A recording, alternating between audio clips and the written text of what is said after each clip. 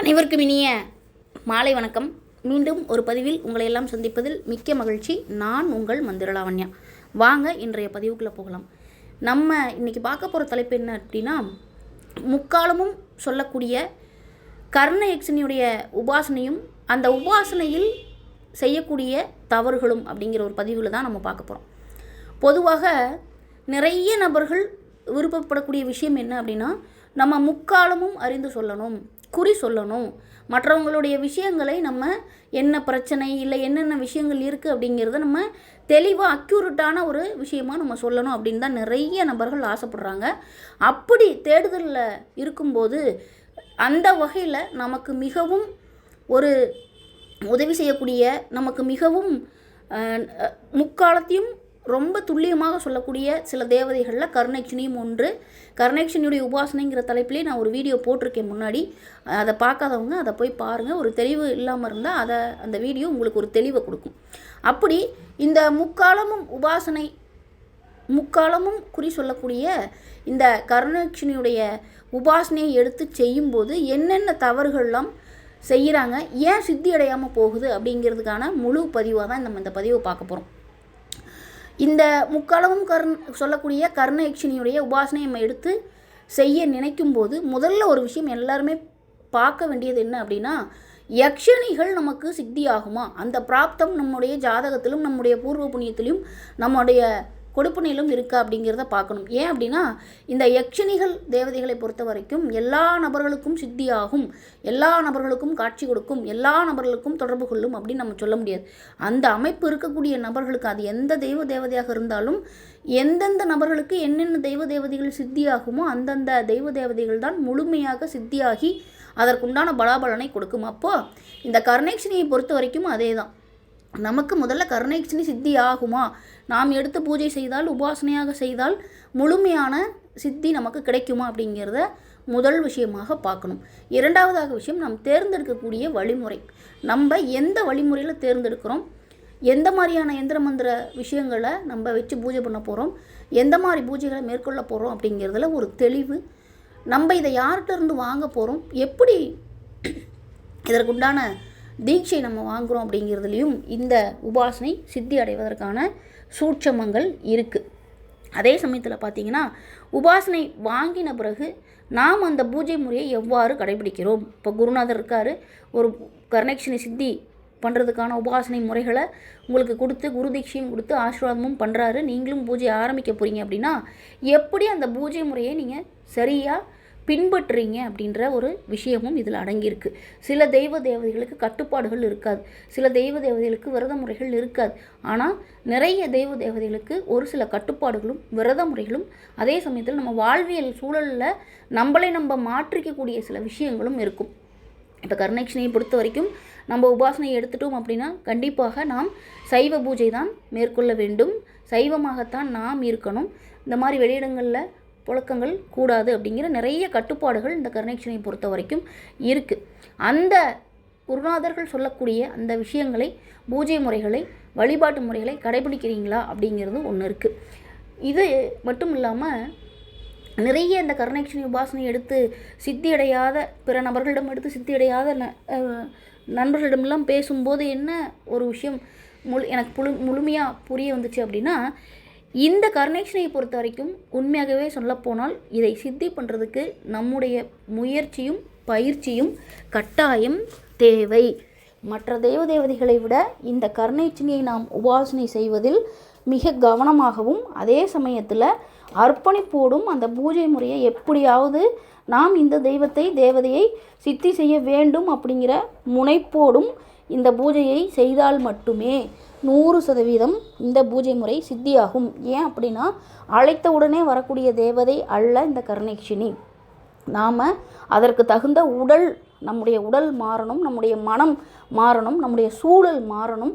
அது நம்மளிடம் தொடர்பு கொள்ளும்போது நம்ம தொடர்பு கொள்ளக்கூடிய சூழலில் இருக்கணும். இந்த மாதிரி நிறைய விஷயங்கள் இந்த யக்ஷினி பூஜை முறையில் நம்ம பார்க்கணும்.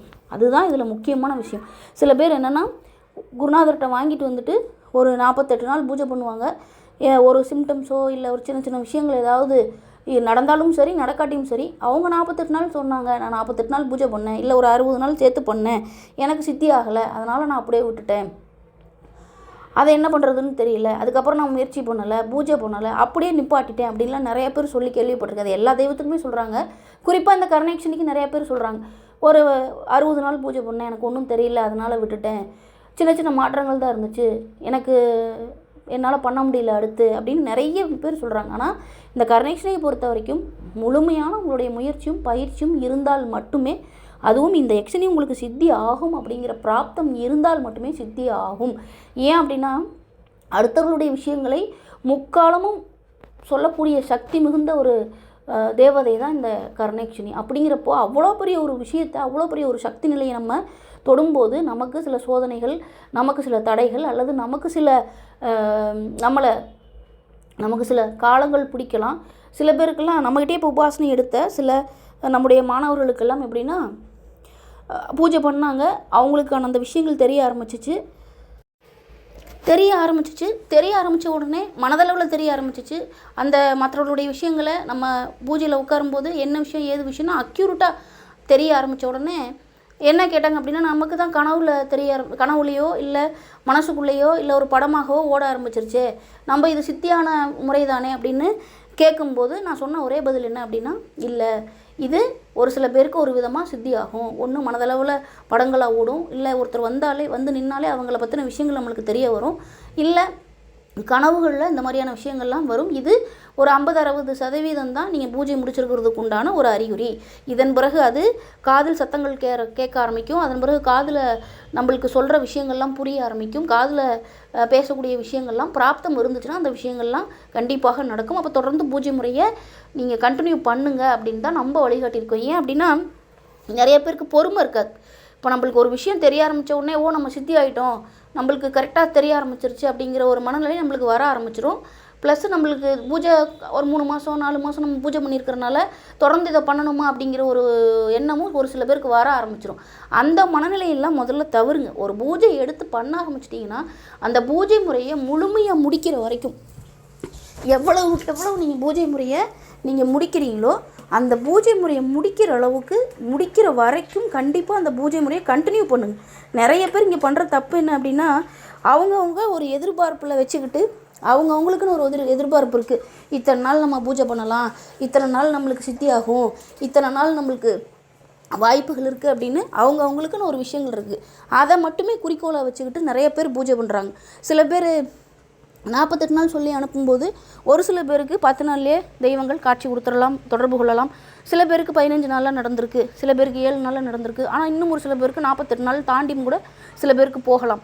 அப்படிங்கிறப்போ அந்த ஒரு பூஜையை எடுத்துட்டிங்களே, யக்ஷினி பூஜை மட்டும் இல்லை, எந்த பூஜையாக இருந்தாலும் சரி, ஒரு பூஜை முறையை நீங்கள் எடுத்துட்டீங்க அப்படின்னா அதை முழுமையாக முடிக்கிற வரைக்கும் பூஜையை தொடர்ந்து செய்யக்கூடிய சூழலும் அதற்கேற்ற மாதிரியான உங்களுடைய மனநிலையும் உடல்நிலையும் இருந்தால் மட்டும் உபாசனை அப்படிங்கிற ஒரு விஷயத்துக்குள்ளே வாங்க. அதை எடுத்ததன் பிறகு 48 நாள் தான் பூஜை பண்ண முடியும், அதுக்கப்புறம் பண்ண முடியாது, இல்லை எனக்கு நேரம் இல்லை, எனக்கு குடும்ப சூழல் ஒத்துக்கலை அப்படிங்கிற மாதிரியான நிறைய பிரச்சனைகளில் நிறைய பேர் இந்த பூஜை முறைகளை கைவிட்டுறீங்க.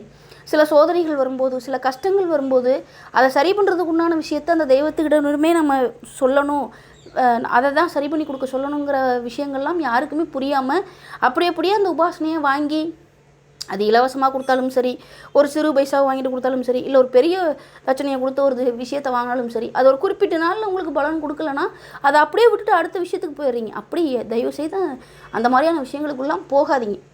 ஒரு தேவதை எடுத்து பூஜை பண்ணால் முழுமையாக சித்தியடைகிற வரைக்கும் உங்களுடைய குருநாதருடைய வழிகாட்டுதலோடு அதை முடிக்கிற வரைக்கும் அந்த பூஜையை தொடர்ந்து செய்யுங்க. கண்டிப்பாக நம்ம என்ன விஷயம் செய்தாலும் அது வீணாக போகலாம். ஆனால் தேவதைகளுக்கு நாம் முறையாக தெளிவான வழிகாட்டுதலோடு செய்யக்கூடிய எந்த பூஜை முறையும் வீணாக போகாது.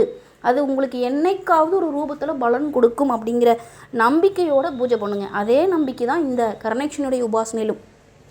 48 நாளில் வரலை, எனக்கு சிம்டம்ஸ் கூட ஒரு 10 நாளில் தெரியல, எனக்கு காதில் பேசலை, மனசுக்குள்ளே தான் தோணுது, எனக்கு வேறு எதுவுமே விஷயங்கள்லாம் நான் நினச்ச மாதிரி, நீங்கள் உங்களுடைய எதிர்பார்ப்பு நினச்ச மாதிரி மாறலை அப்படின்னு இந்த பூஜை முறையை கைவிடுறது, இந்த மாதிரியான விஷயங்கள்லாம் பண்ணாமல் முழுமையாக இந்த கருணாக்ஷனின் மீது நம்பிக்கை வைத்து பூஜை செய்தால் நிச்சயமாக இந்த கருணாக்ஷினி உபாசனை தாராளமாக வெற்றியடையும்.